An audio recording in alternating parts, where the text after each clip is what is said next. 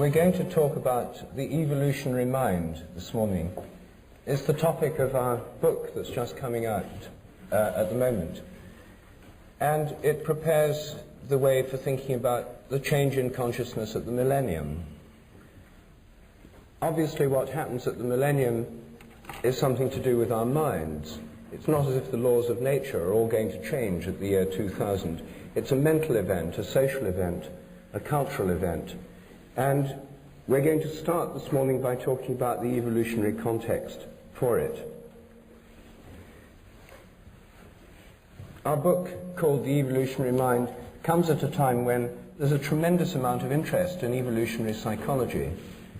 Psychologists in the last 5 to 10 years have discovered Darwin, and I keep meeting psychologists who speak to me with that sort of enthusiasm and bright-eyed quality of the new convert.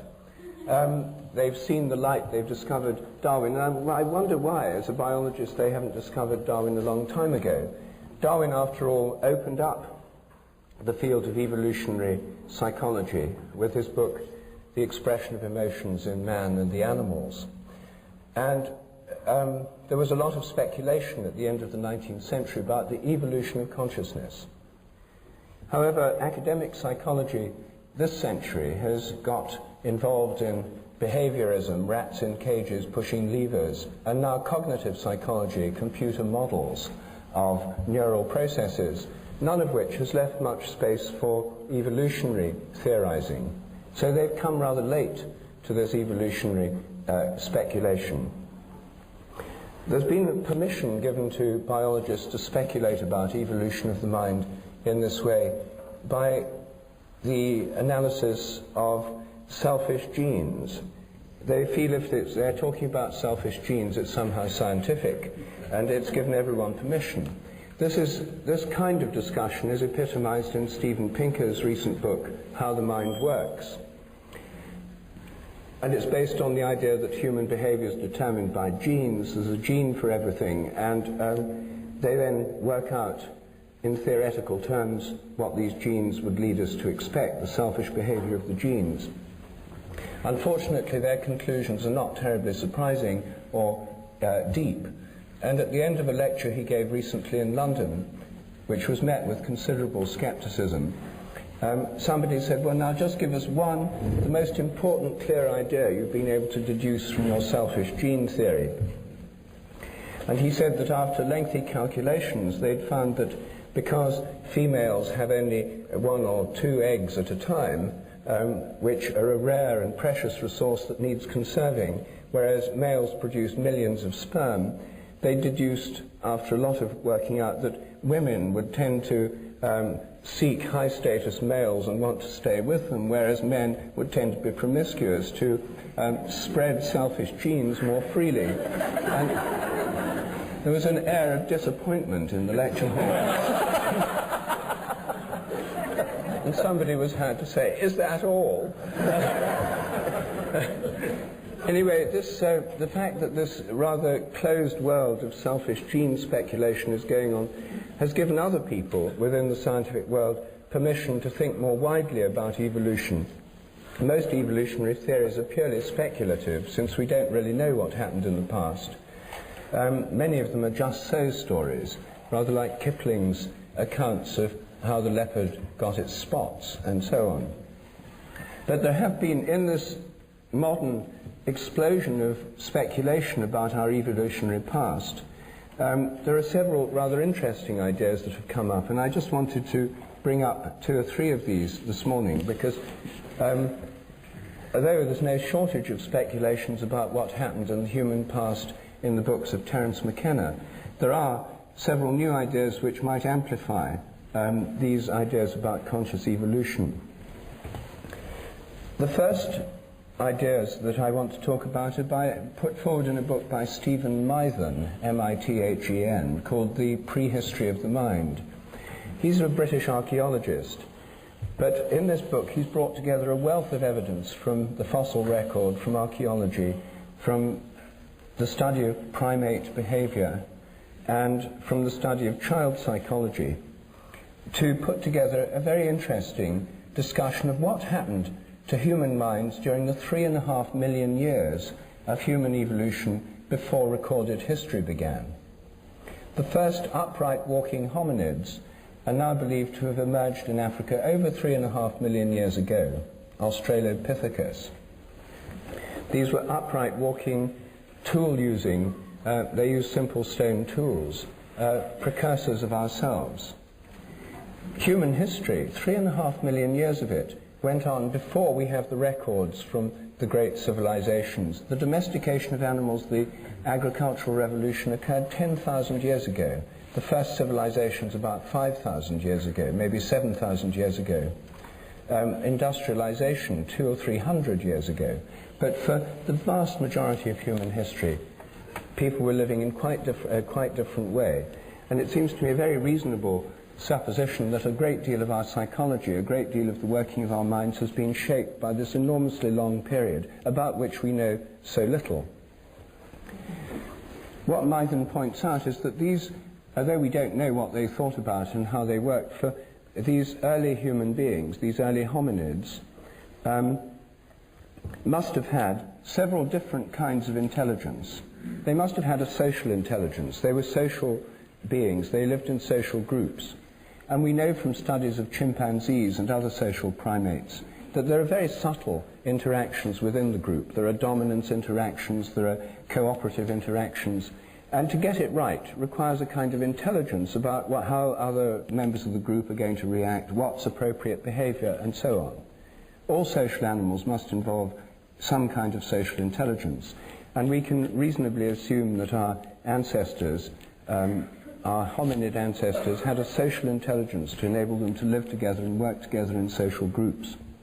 They had a technical intelligence that enabled them to make stone tools and maybe other technical devices or technical things, maybe fibers and string, which haven't left traces in the archaeological record.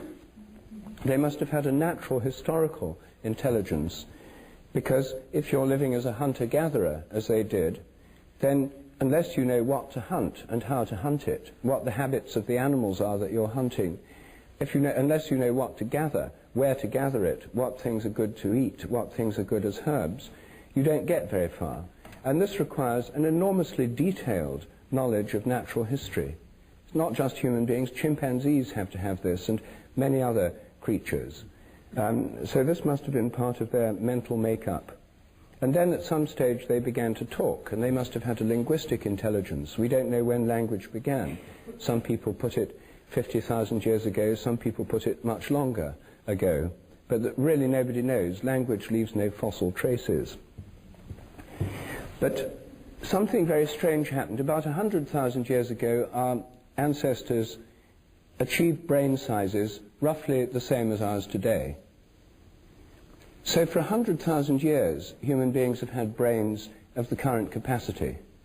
Yet, for 100,000 years, they were not writing programs and building computers and thinking up Einstein's equations and so on. Something else was going on with those brains, and we haven't a clue what it was. The brain size, the development of current brain size, is not the reason that there's been this explosion of technical innovation recently.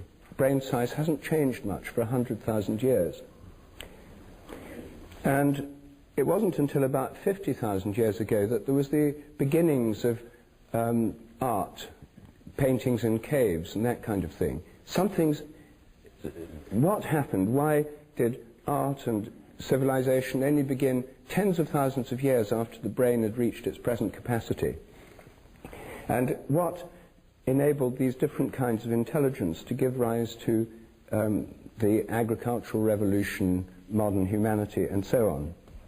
Well, the hypothesis that Mckenna puts forward is that about 50,000 years ago, some crucial transition occurred whereby these previously separate intelligences somehow came together, cross-fertilized each other, and produced the beginnings of characteristically human mentality. The connection of social and technical intelligence meant that people started using technical skills for making things like jewelry, ornaments, grave goods. The mixing of technical and natural historical intelligence led to a great improvement in hunting technologies, in weapons, in axe heads and spearheads and arrowheads and so on. The merging of social and natural historical intelligence led to a whole kind of mythic understanding of the animal and the natural world, which we find in all cultures around the world today. And with combining these with linguistic intelligence, there was a whole burst of human development, of mental development. He compares this to a cathedral. A Romanesque and Norman cathedral has side chapels almost sealed off from each other with no interaction, whereas the great Gothic cathedrals sort of open up and all these different things can mix together. Somehow he thinks this transition 50,000 years ago was associated with the origin of religion and seems to have been based on a sense of human connection not just with the earth but with the heavens. When I asked Mythen how he understood this to have happened, especially given his chosen metaphor of the cathedral, I said, do you think there really was a breakthrough from some extraterrestrial intelligence into the human realm at that stage, since all your evidence points to it? And he said, of course not, that's impossible. And so I said, how do you know it's impossible? Since everybody all around the world, according to your own evidence, seems to have undergone this transition, it seems to have shaped human mentality as we know it. He said, oh yes, he said, well, the very fact everyone believes it shows that this is an incredibly persistent illusion.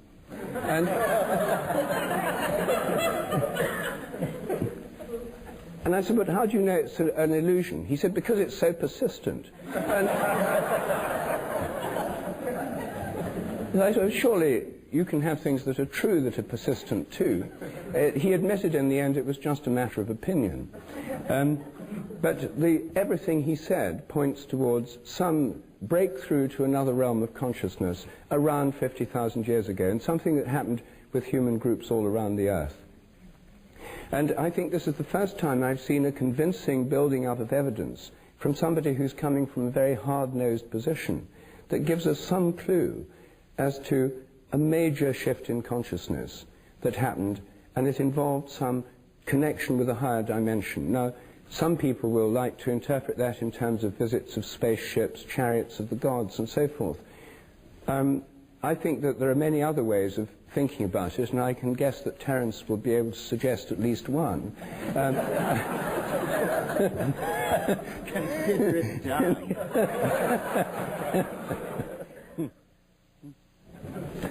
But before we there's one other speculation about the past I want to mention, which I found particularly interesting out of this year's crop of books on the subject, which is Barbara Ehrenreich's book, Blood Rights. She's an American writer based in New York, and in her book, Blood Rights, completely changed around my idea of human prehistory. What she shows very convincingly is that our image of man the hunter striding forth onto the African savannah about 3 million years ago is, in fact, pretty implausible. Human beings were small, they couldn't run very fast, they weren't particularly strong, their tools were extremely primitive. It's much more likely that for most of human history it was not man the hunter, but man the hunted. In fact, most bone remains of early hominids show the marks and scratches and tooth marks of large cats on them. Human beings were on the African savannah with lots of game, but also with lots of big predators. They were extremely vulnerable. And a great deal of human mentality, she argues, was shaped by millions of years of being preyed on by large predators. It wasn't until about 50,000 years ago that there was an improvement in hunting technologies all around the world, whereby human beings could indeed become fairly effective hunters. But for most of the 3.5 million years of hominid history, it was man the hunted. She shows very interestingly that this sheds light on many religious traditions, because in many religious traditions there's the idea of the victim, the sacrificial victim. If you're a collective, a herd of wildebeest or baboons in a group out in the desert, and a predator approaches, the predators usually attack isolated members of the group, the old, the young, or sometimes the young males who are defending the group on the periphery. Those are the ones that get killed first.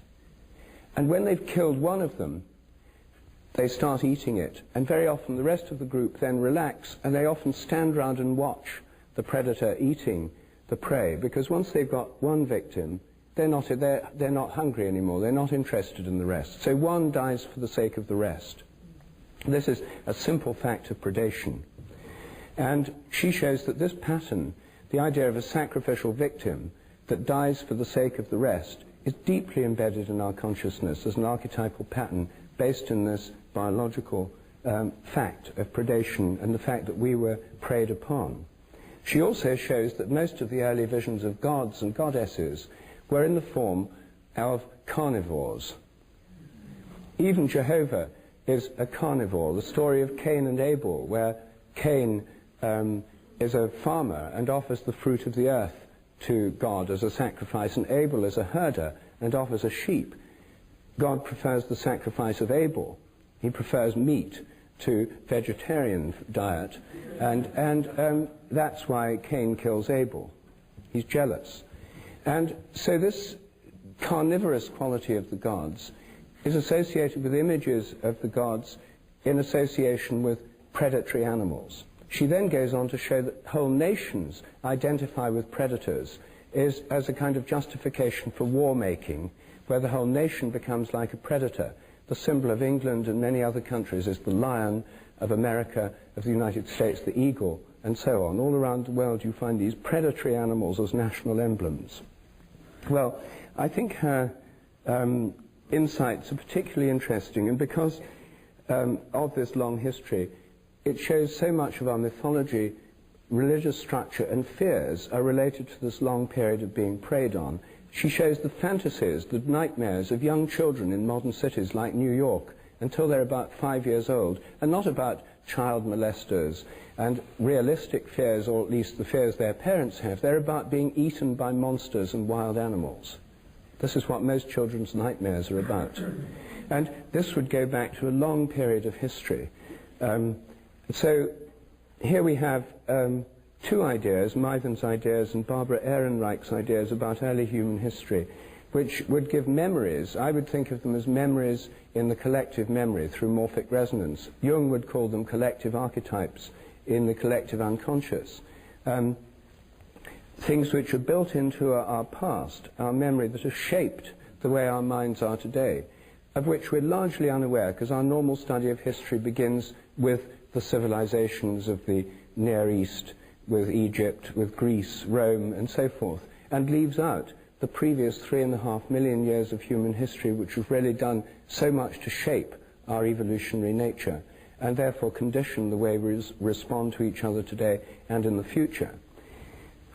I think that our evolutionary history is rooted in the past, but I've been reading on my journey here this novel, On the Edge, just published in England last week by Edward St. Aubyn. It's set in California. The crucial scenes occur in Esalen.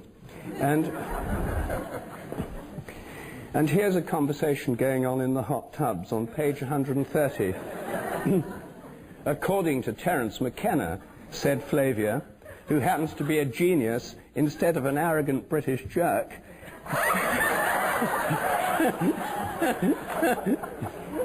history is rooted in the future. So,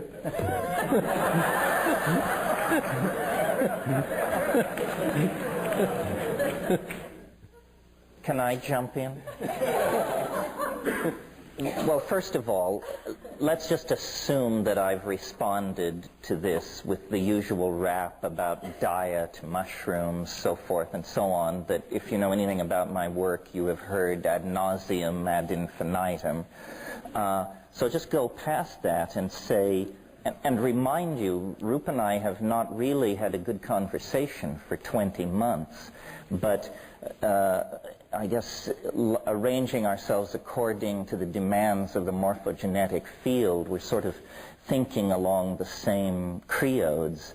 because in my trying to understand at greater levels this moment of transition 50,000 years ago, or this moment of breakthrough, what exactly were the elements and how did it happen? I've sort of come very close to this area that Rupert's indicating this morning, because I can't help but notice that a successful predator must think like prey, that there is this peculiar intellectual symbiosis that goes on between the predator and the prey. And hunting cats, top carnivores, I think, internalize the behaviors of their prey. Well, at the very dawn of the emergence, of the evolutionary emergence of mind, the central human figure in that equation is the shaman. And the shaman at the high Paleolithic stage is essentially a kind of sanctioned psychotic. In other words, able to move into states of mind so extreme that their immediate social efficacy is arguable. And to condense that into common English, what I mean is the shaman is a person, a designated member of the social group, who can mentally change into an animal, who can become so animal-like that other members of the social group are appalled and draw back. And so in a weird way, at this fractal boundary where human consciousness emerges, the first human consciousness was not human at all. It was a human ability to model effectively the thinking processes of other predators. With mathematical models. With mathematical models and precision, yes. And so, yes, what we're talking about when we're talking about hunting is we're talking about strategic thinking. And strategic thinking always involves bifurcating trees of choice. If we go to the water hole at dawn, perhaps we can make a kill. If we take food and leave the women and children and go in this direction several days, perhaps we will make a kill. Perhaps not. Perhaps by abandoning the women and the children, we will undercut our gene pool and return to catastrophe. Strategic thinking. What strategic thinking requires is the ability to contemplate possibilities not immediately present. In other words, there's a kind of time-binding function here. So I'm really not so much posing a question to Roop as adumbrating what he said. I think this is where it all comes together in this very complicated relationship between fear, expectation, strategizing, and the imagination. The two areas where I'm sure we spent a great deal of time studying these bifurcating trees of possibility were in the food gathering and hunting domain, and then in the sexual domain, which today we call erotic fantasy. But in the high Paleolithic, erotic fantasy was rather closely welded to where your genes went and how your biological propagation processes proceeded. So the key, whether you believe it was through the stimulation of psilocybin or through the aping of the behavior of other top predators that we aspired to compete with, whatever the causal mechanism, the domain in which the change was born and in which we will live until we leave the body behind us is the domain of the imagination. I mean, this is what we created that is uniquely human and that has defined us ever since. And as this discussion today proceeds to look more into the future, I think we will see that as the imagination has been our past and the cradle of our humanness, so it also is the domain in which our transhuman metamorphosis will occur. Something like that. As far as I can see, this is dancing around an intellectual black hole or something. Here we have, the question is posed, as I gather of Stephen Mythen, that in the evolution of consciousness or culture, I'm not sure which, there was a bifurcation 50,000 years ago, which is of interest to us because we're in one now. And the question is, what was it caused by? And then Rupert proposed that you would, of course, answer the psilocybin mushroom on the plains of Africa. But you didn't mention strategically. But why this need not only was a constant throughout the 3.5 million years evolution of hominids, but also in pongids, apes, bean, and swarming bees, schooling fish, and so on. This is more or less no news here. What was it then that happened 50,000 years ago, if anything happened? So I know that this will not be a favorite hypothesis in this audience, but it's one that has to be counted. You asked for, are there any other, what did he suggest actually, Stephen Mythen? He doesn't give a very clear explanation as to why this might have happened. Well, he's a youngish man, I suppose. Yes.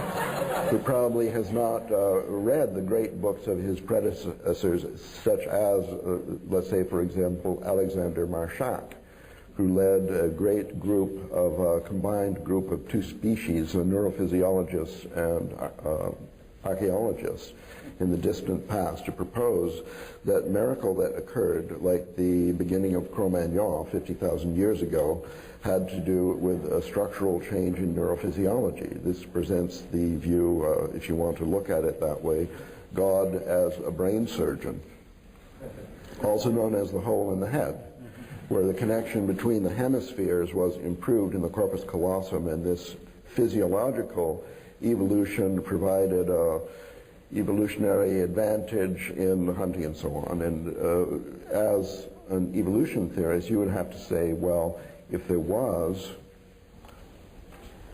divine brain surgery, then it could have been in response to a leading element in the evolution of some morphogenetic field. Now, thinking of this as it's a chicken and egg kind of thing, okay, is like the physiological change.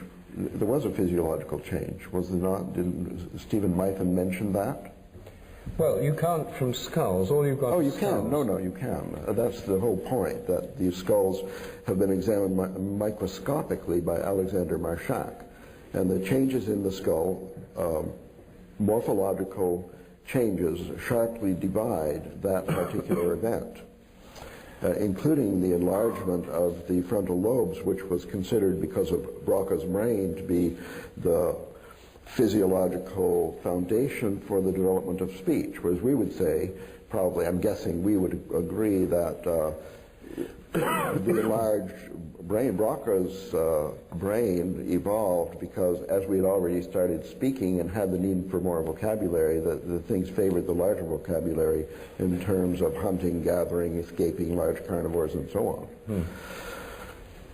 Anyway, there's a dichotomy of two different views about this bifurcation, the divine intervention one and the physiological DNA random mutation natural selection one. Isn't that it? And in this dichotomy, we see you opposed, because Terence believes the eating psilocybin mushrooms is a purely material explanation, right? It requires no recourse to a divine intervention in the field.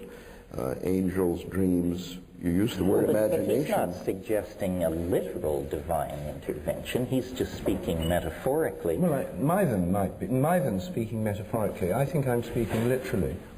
Because I think, you see, one of the things we have to explain is that religion, or some sense of a beyond the human realm of consciousness, is found in every human culture today. in some sense, in some way or another, a world of spirits, a world of angels, of gods. But to explain the universal distribution of this as part of traditional human thinking requires at some stage in the past there have been an awareness of this other realm of consciousness. Now, this is not incompatible with psilocybin or any other drug hypothesis, because those might have kick-started this connection with another realm of consciousness. But if we assume that today, all over the world, shamanic cultures and all other cultures have the sense of other levels and other kinds of conscious entities beyond the human level, some in animal forms and some in forms way beyond that, we have to assume that at some stage in the past there was a linking with these other realms of consciousness, whatever they are. Not just metaphors, not just archetypes in the collective mind, but forms of consciousness that might well, and I think actually are, out there. Well, in trying to think conservatively about the possibility of a non-human local intelligence, it seems to me that in a way nature herself presents as an intelligence, that the understanding of nature is the understanding of complex integrated systems of such complexity that to deny them consciousness is just a reluctance of the reductionist mind, that for anyone not burdened by that prejudice, it's self-evident that nature is alive, cognizant, responding. It's interesting that really all it seems we can agree upon here is that the time frame is roughly 50,000 years. Well, so a whole bunch of things are triangulating on that moment. One could say, as I've argued, that it was the eating of psilocybin mushrooms. You could make a more general statement and say that was a subset of the consequence of an omnivorous diet. But if I may, sure. Where exactly were these mushrooms 100,000 years ago? Well, the way I think about it is there was an incremental involvement that had punctuated breakthroughs in it. In other words, the slow meeting of mind, mushroom, social complexity, acoustical abilities linked to neurophysiological states didn't just smoothly proceed. It all came together, but then at a certain point it gelled. And this is this 50,000 year point where social understanding, technology, linguistic repertoires, depth of diet, Well, you're clinging to this material stuff. I think it's about time that we... Well, there will be a material component, even if you believe angels descended from on high. Well, I suppose that, okay, you have the software that draws the novelty wave. You're a novelty theorist. We might appeal to novelty theory as a explanatory strategy here, a cognitive strategy in dealing with the bifurcation 50,000 years ago. If you run the program back for 100,000 years, do you or do you not find a kink there in the novelty wave in 50,000 BC? I mean, no, it's not based on data, only extrapolation, but is there or isn't there? Well, I think there were a series of breakthroughs. For instance, 120,000 years ago, the modern Homo sapiens sapien form appeared. In other words, no. In short, no, there's no... Both and, I think. The invention of writing 9,000 years ago was an enormous breakthrough. But all of these things proceed out of the further integration, complexification of the nervous system in connection with the function of the imagination. Believe this, that you're presenting yourself as a conventional materialist evolutionary theorist. The Galactarians who built the mushroom intended...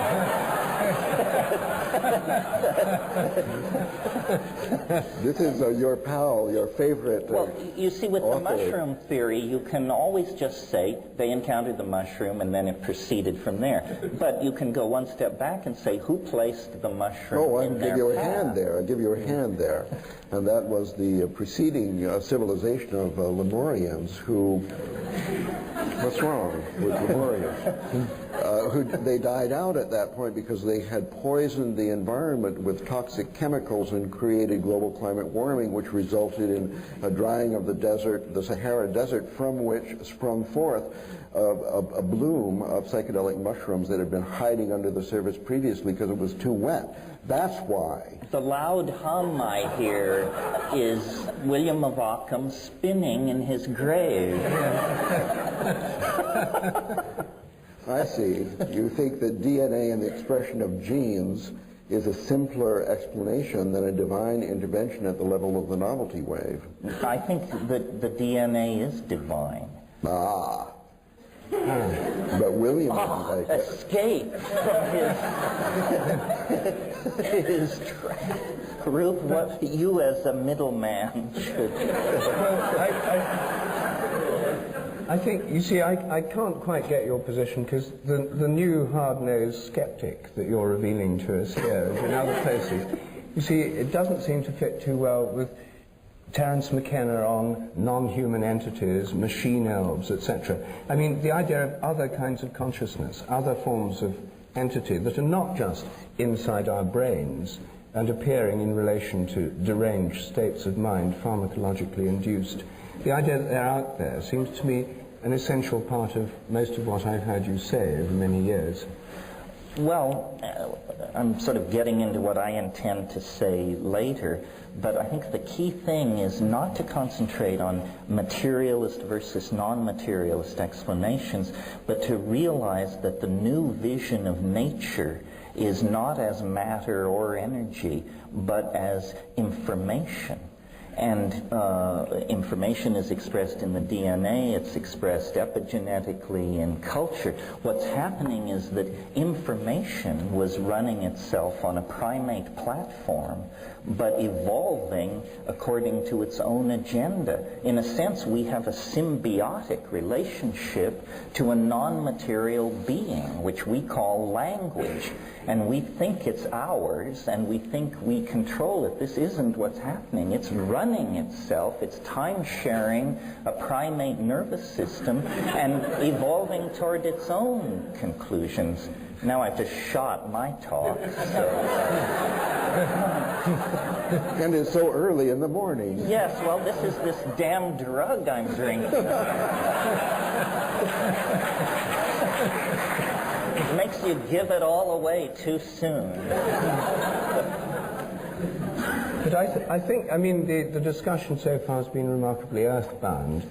And if we assume that information is not confined to this planet, if we, to put it in your information terminology, if we assume that consciousness is not limited to the Earth, if we assume that there are not only conscious beings on other planets, but also that other elements of the universe, like stars, suns, galaxies, may have minds or consciousness, which I do assume, then it becomes very likely that at some stage a consciousness on Earth could link somehow with those higher forms of consciousness.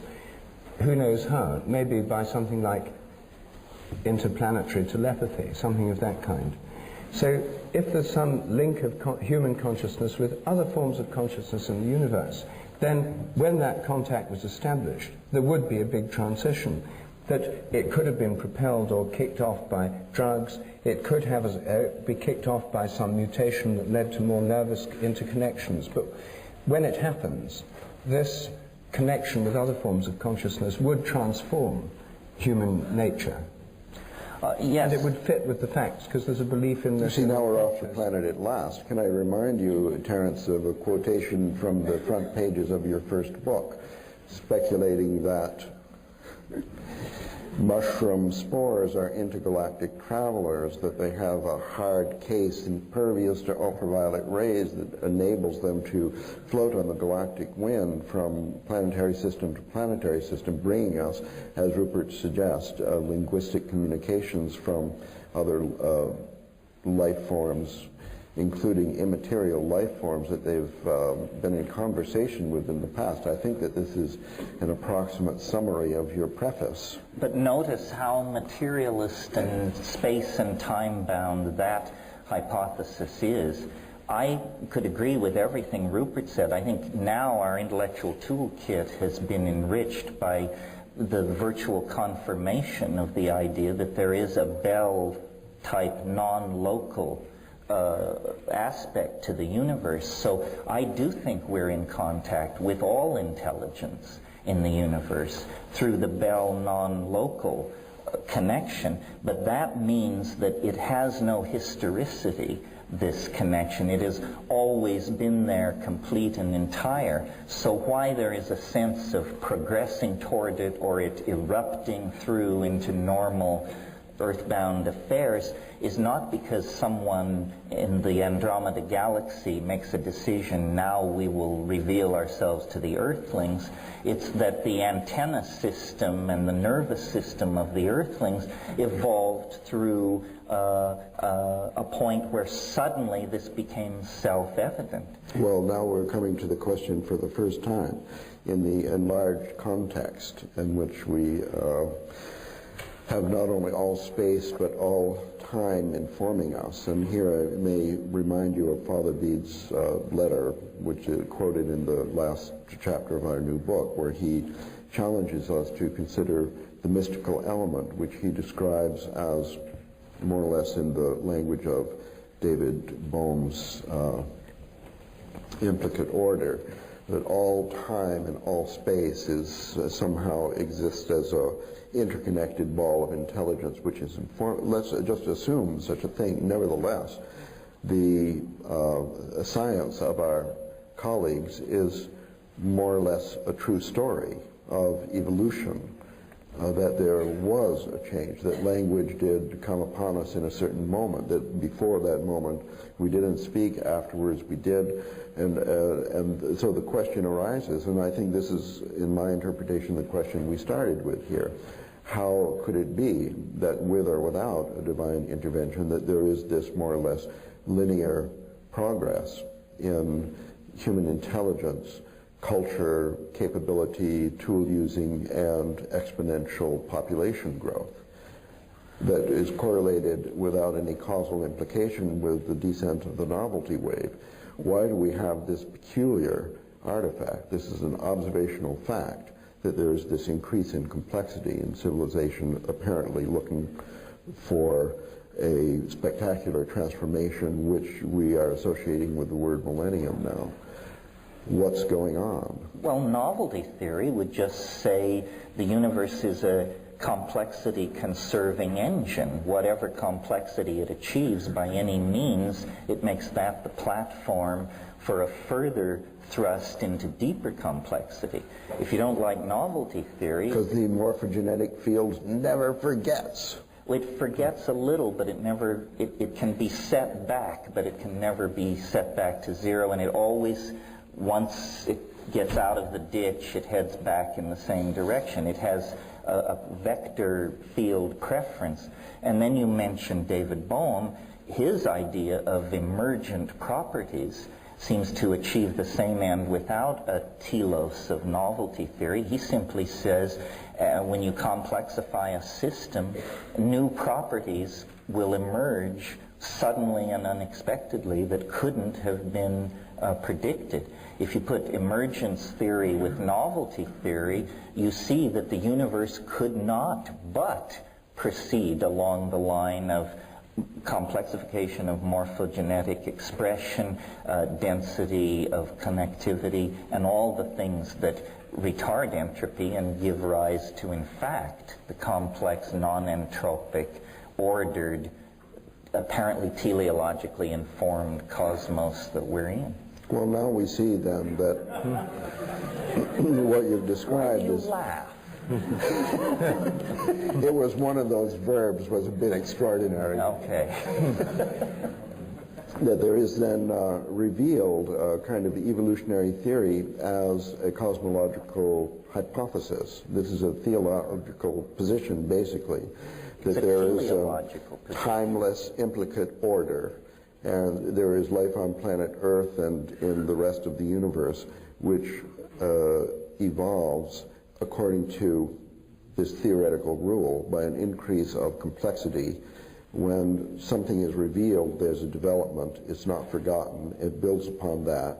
And this mystical unit. Well, knowing all is not telling all, but revealing gradually, because just that's the law of life as we know it. In Is that what you're saying? three-dimensional space and time. With Rupert and I, really, from my point of view, the only difference between the morphogenetic field that he has enthusiastically proposed and the ideas of novelty theory is, for Roop, it's pushed from the past. For me, it's pulled from the future. Well, but that's what Teddy was saying in this book. Well, but what you get in the end of the day is the same thing. It's just a matter of preference and how much of orthodoxy you want to grind against. The phobia against telos is an artifact of 19th century deism and doesn't go very deep. You described the complexification of the universe as self-evident, and I believe it is self-evident. And the failure of science to address this is what makes it so frustrating and imprecise so late in the game. But the trouble with the emergence view you've been putting forward is that it's still very earthbound. You see, there's obviously been a major emergence of complexity in human culture. There's also been a huge emergence of complexity in the Amazon jungle and the Malayan rainforest, arguably far greater than anything we've achieved through technology, and millions of species of beetles, insects, plants, and so forth. But it seems to me that long before all these things happened on Earth, we've got the possibility of much higher levels of consciousness outside the Earth. And as you know, I'm a devotee of the idea of the sun as conscious. And the stars. If you take the materialist view that consciousness interfaces with the brain through complex electromagnetic patterns of activity, then those on the sun, which we're learning more and more about every day, have unbelievably complex, chaotic patterns, resonant patterns of acoustic waves going through the sun, polar reversals every 11 years, resonant patterns of electromagnetic waves. My thinking about this was much influenced by a science fiction novel by Fred Hoyle, published in the 50s, called The Black Cloud, where Fred Hoyle shows that to imagine intelligence necessarily grounded either in copper wires and computers or in nerve cells and brains is a limitation of this. So you could have an intelligent system working through a plasma, an electrically charged cloud, and indeed, I think, through something like the sun. So if the sun is in fact conscious, if stars have a kind of consciousness, then of course it raises questions, well, what do they think about? What do they do with this consciousness? But it's very likely that the kind of consciousness they have would be at a vastly higher level than our own. So when we're talking about the emergence of higher consciousness in human beings, it's not as if for the first time in the universe some higher level of consciousness emerges. It could be that for the first time in the history of this solar system, our minds somehow contact the sort of intelligence, much greater intelligence that exists out there. And because I think it's possible to think of the stars and the sun as conscious, and then galaxies as conscious, you don't need to go straight beyond the universe to the divine mind. There's plenty of lower level minds than the divine mind that could be out there. And of course, traditional views of spirits and angels tell us that there are many, many, many innumerable levels of intelligence beyond our own within the galaxy, many associated with the stars. So we don't necessarily have to have the idea it's all happened and emerged on Earth through a complexification. We can have the thing, we reach a point where there's like a spark passes between a terrestrial consciousness, a human one, with more interconnected halves of the brain, people in the first throes of mind-boggling mushroom trip, etc. But somehow, whatever happens, there's this, like a spark, a connection established. And it seems to me that this hypothesis has the great advantage of actually accounting for what's believed all around the world, namely that there is some connection between human intelligence and that of the sky. Because in terms of imagination, you see, predators and we human beings were both predators and prey. But so are lots of other animals, and presumably any hunting animal has to have the imagination and the ability to identify with the prey. In fact, René Thom, years ago, produced a mathematical model of predator and prey, where there has to be a kind of internalization of the prey in the predator's mind in order to get the right strategy. This is not specifically human, and it's not enough as a basis of the imagination.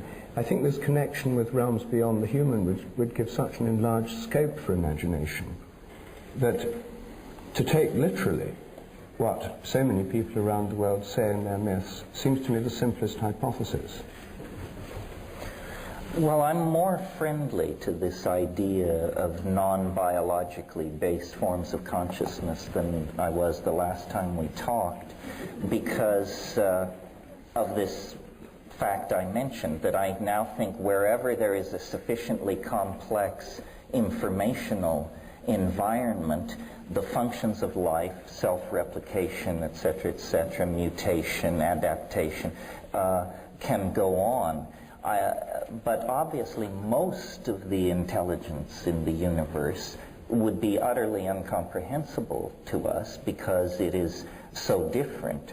So we're transducing virtually the entire hologram of possible intelligence in the universe, but the reason our fantasies of angels and aliens give us hominids with binocular vision who use acoustical speech, in other words, creatures very similar to ourselves, is because we only can recognize what is familiar in this universal information field. So we sail right past the star mind, the galaxy mind, to communicate with a race of winged hominids around Zenebel-Ganubi Prime, simply because they are enough like us that we can grok our possibility of a relationship.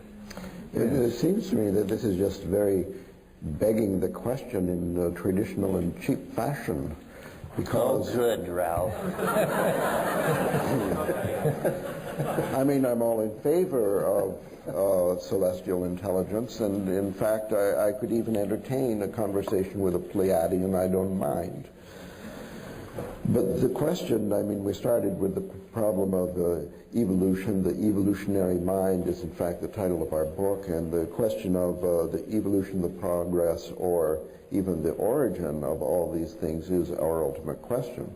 Now, if our view is local to planet Earth, we can say, okay, we're being taught by bolts from the blue, and we have these, meddling celestial intelligence that are reaching out, pretend to be Bell and tell us Bell's theorem, give us mushrooms, pretend to be sent from the solar wind or whatever.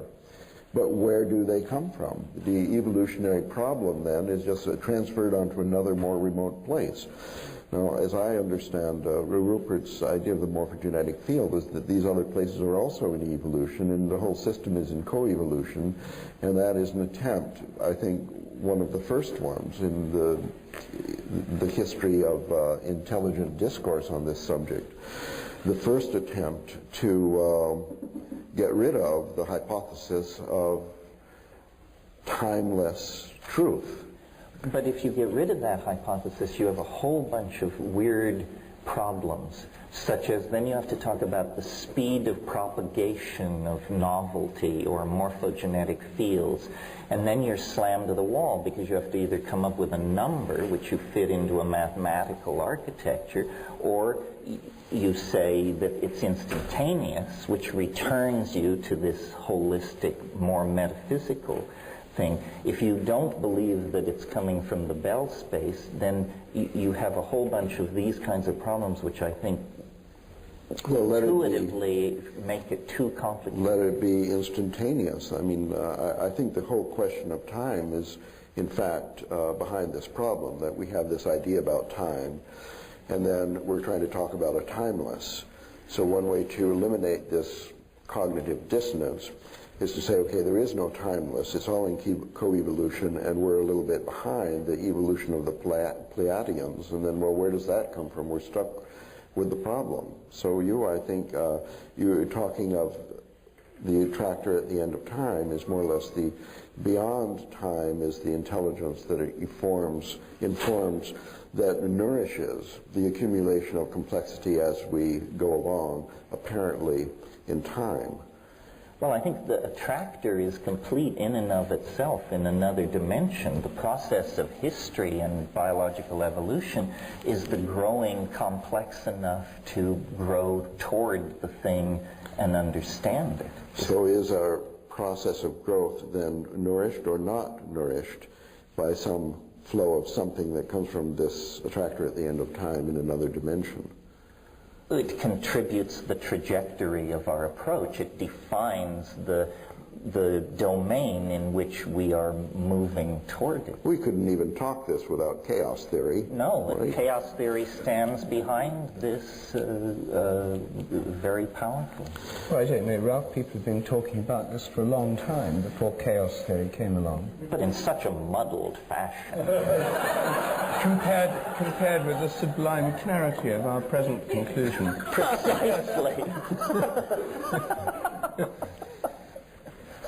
So I don't quite see why chaos theory is an essential ingredient. Forget chaos theory. I'm interested in the possibility that in your deepest musings on this problem, you have rather avoided Father Bede's challenge to grapple with infinity, and that in the idea of the coevolution of morphogenetic fields begs the question of the existence of a timeless or eternal truth, pattern, guidance, or something which is, well, but are you, I don't know. I mean, Father Bede used the word mystical, but of course he was a priest. I don't think he meant the essentially incomprehensible. In other words, I don't think we're going to get to a place where we then say, from here on it is mystery and rational apprehension fails. My notion of the mystical is simply that which remains to be understood, and there will always be a residuum of mystery in principle, but in principle it is not mysterious. Let me... Oh, I think, I don't agree with that, I must say. I think Thought you might not. No. Well, we'd soon be out of business if we're talking at the edge of the unthinkable, if we actually, everything suddenly becomes thinkable. Even in principle?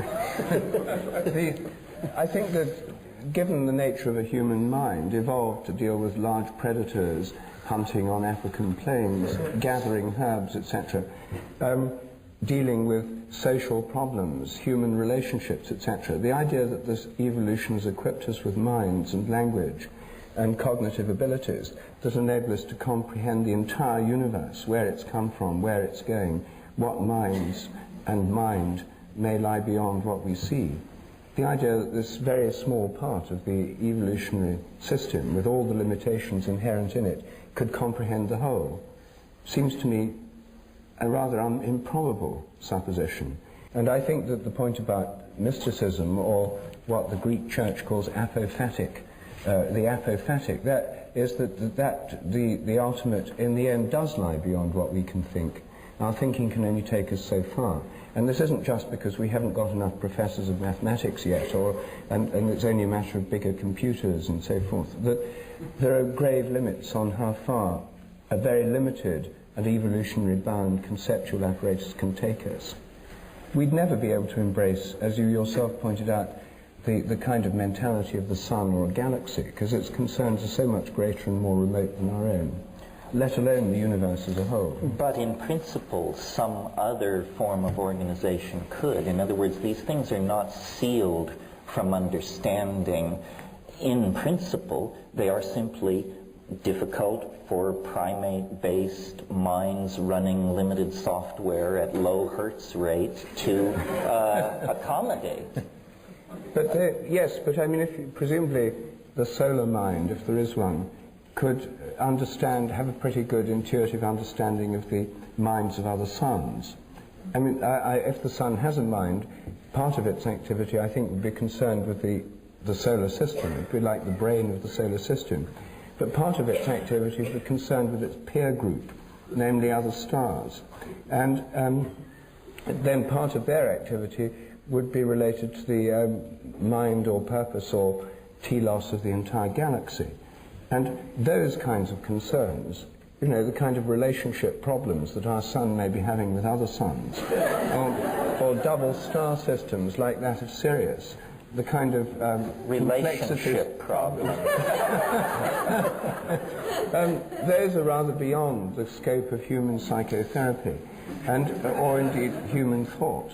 There may be so many things going on, as indeed there are at levels we don't really understand very well the world of the goldfish or the ant. So there are certain limitations which I don't think are just a temporary limitation on what we can conceive or imagine. Well then, until we run out of energy to conceive and imagine, are we conceiving of the solar mind, if it exists, as evolving or fixed? No, it must evolve. It must evolve perhaps on a different time scale, which is the time scale of relationship in their own community, Yeah. which is the 15 billion year time frame since the Big Bang. Is that what you're thinking, that we're coming to the crux of it here? I think the evolution of the solar mind would be related to what happens here, because we're part of the solar system. And I would assume that because all planets and everything that's happening within the solar system feeds back and influences the solar mind, that it would somehow, it's not just the mind of the sun, it's the mind of the solar system. But it's evolving since the birth of the Milky Way and the That's right. And Roman candle. What's going on here is part of its evolution. We're within it and contributing to it. So the morphogenetic field then of the all and everything had a birth moment with the Big Bang. Is that what you're thinking, or? Well, I'm assuming that if we take the Big Bang theory to be, if we assume there was a Big Bang, I know you're very skeptical about the Big Bang, it's only a story, it's a myth. But if we take this creation myth of modern science, then that must be the birth of the field of the whole system. Yes.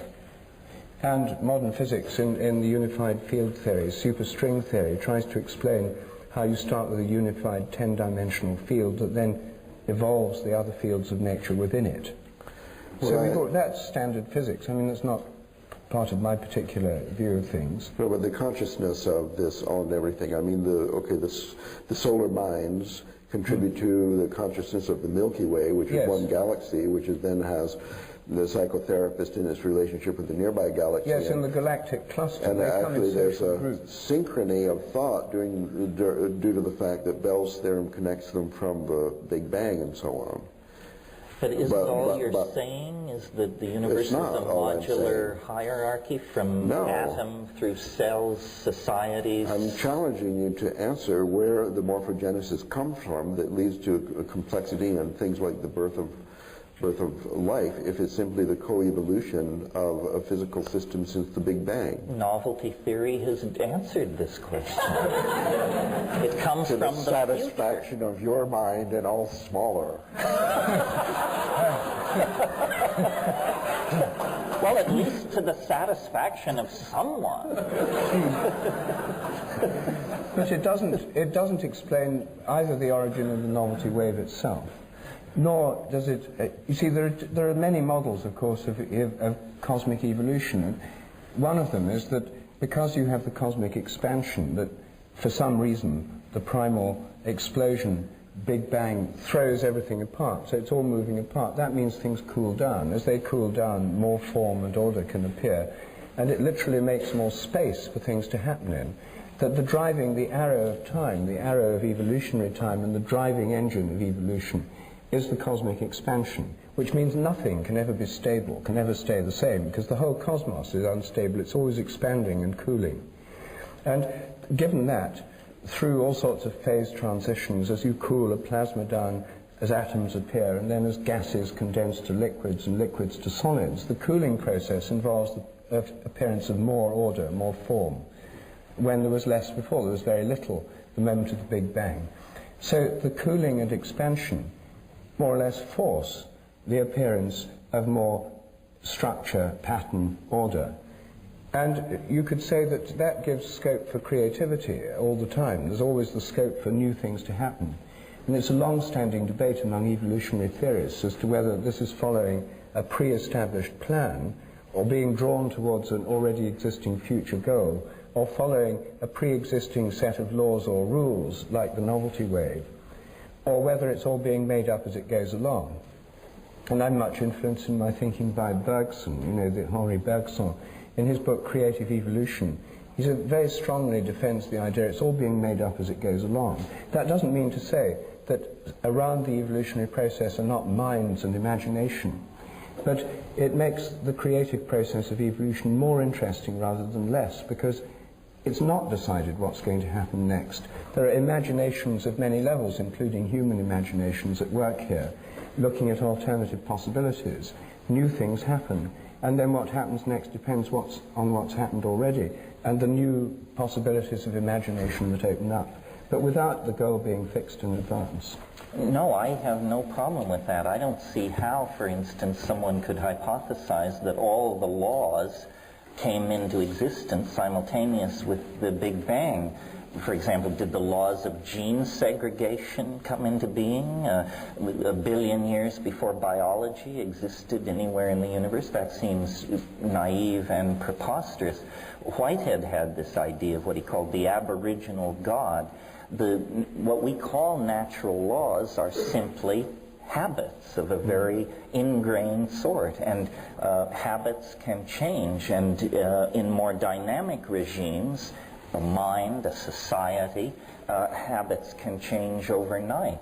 So what is given is that there shall be ever greater complexity. What is not given is how this complexity shall arrange itself, or what the final end state will be. It's a story that's being told as it unfolds. It's a game whose one of the rules of which is the rules can change. How are we doing here time-wise? Good. Good. Okay. Real good. Good, good.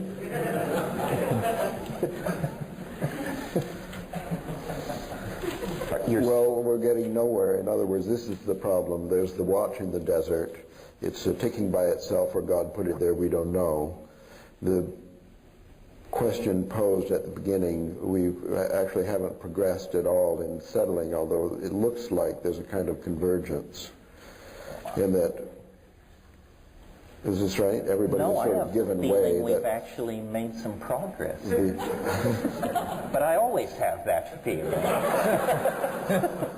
Well, the attractor at the end of time, then, as I gather, is only has in its simple rules of a board game that says the complexity is going to increase, and how it's evolving, and things like DNA rules and stuff, we can make up as we please as we go along. Whatever natural selection approves of will then come to pass. Complexity will increase, that's the only rule.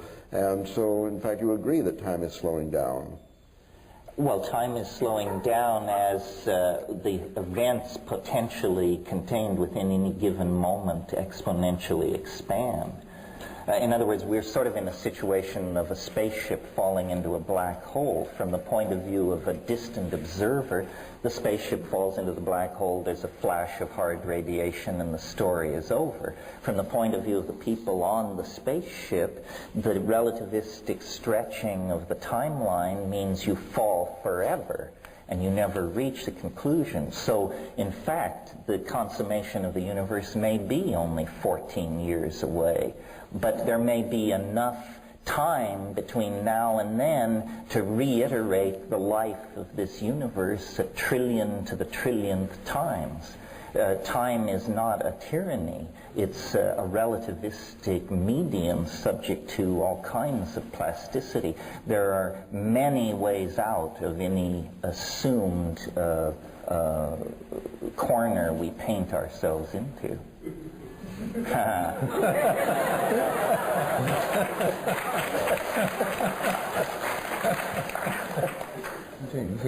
I think we've ground to a halt.